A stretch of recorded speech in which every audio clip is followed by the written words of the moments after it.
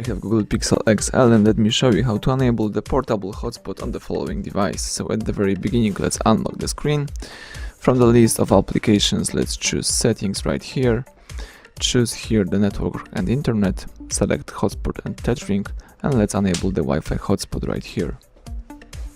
So you just enable the Wi-Fi hotspot. Here you can also set up the hotspot, so you can change the network name, security type, and the password. Right now you are using the following one.